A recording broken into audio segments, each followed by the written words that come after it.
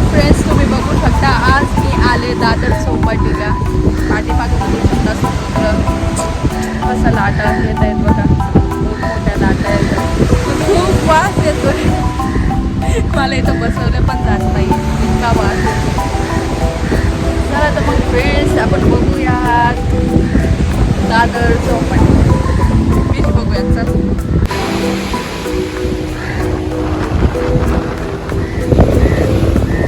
तुम्हाला घाण दाखवते किती घाण आहे हे बघा.